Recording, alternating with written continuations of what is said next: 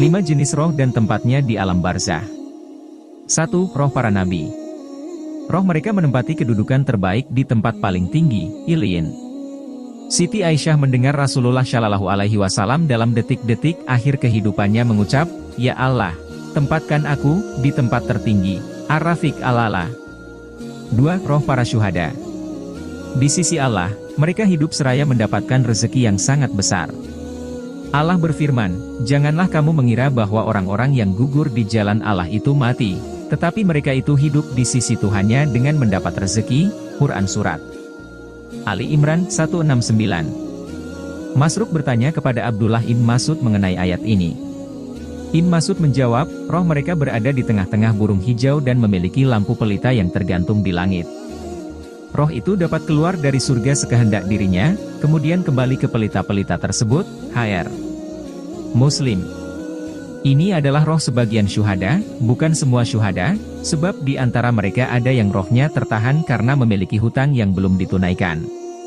Dari Abdullah bin Jahsy diceritakan bahwa seorang laki-laki dating kepada Nabi Shallallahu Alaihi Wasallam dan bertanya, "Ya Rasulullah, apa yang terjadi padaku jika aku terbunuh di jalan Allah?" Beliau menjawab, "Surga." Ketika orang itu berpaling, beliau bersabda, "Kecuali ada hutang. Baru saja Jibril memberitahu aku." 3. Roh mukmin yang syaleh. Roh mereka seperti burung yang bergelantungan di pohon surga. Dalam hadis yang diriwayatkan oleh Abdurrahman bin Ka'ab bin Malik, Nabi Shallallahu Alaihi Wasallam bersabda, "Jiwa seorang muslim itu laksana burung yang bergelantungan di pohon surga sampai Allah mengembalikannya ke jasadnya pada hari kiamat." Hadis riwayat Ahmad. Perbedaan antara roh syuhada dengan roh kaum mukmin adalah bahwa roh syuhada berada di sangkar burung hijau sambil terlepas dan berjalan ke sana kemari di taman surga lalu kembali ke lampu pelita yang tergantung di arasi. Sedangkan roh kaum mukmin berada di sangkar burung yang tergantung di surga tetapi tidak berjalan ke sana sini di surga.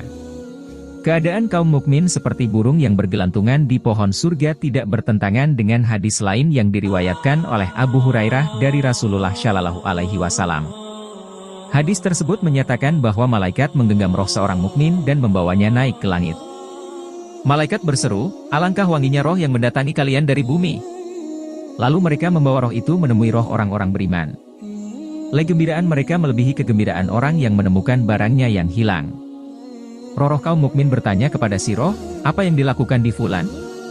Apa yang si perbuat si Fulan?" Malaikat berseru, "Biarkan dia, sebab dia sebelumnya sengsara di dunia." Lalu roh tersebut menjawab, "Si Fulan telah mati, apakah ia mendatangi kalian?" Mereka menjawab, "Ia diseret ke neraka Hawiyah." 4. Roh tukang maksiat. Nas-nas yang menjelaskan azab yang diterima oleh orang maksiat telah dikemukakan. Orang yang kebohongannya merajalela diazab dengan besi yang ujungnya bengkok yang dimasukkan ke mulutnya sampai ke tungkuk.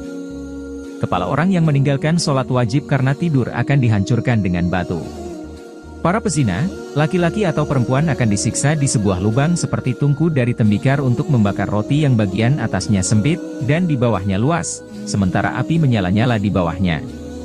Orang yang suka makan riba berenang di lautan darah, dan di tepi lautan itu ada orang yang melemparinya dengan batu. Banyak juga hadis lain yang menceritakan tentang azab orang yang tidak bersuci dari kencingnya, orang yang suka mengadu domba di antara manusia, orang yang menyembunyikan harta ghanimah, dan lain-lain. 5. Roh orang-orang kafir. Disebutkan dalam hadis dari Abu Hurairah bahwa setelah melukiskan keadaan orang beriman sampai menempati tempatnya di surga, Nabi Shallallahu Alaihi Wasallam menyebut keadaan orang-orang kafir beserta sekarat yang dialaminya. Setelah rohnya dicabut, roh itu keluar dari jasadnya dengan bau yang sangat busuk, sampai-sampai para malaikat yang membawanya ke pintu bumi berteriak, "Alangkah busuknya roh ini." Kemudian mereka membawanya bertemu dengan roh-roh orang kafir lainnya.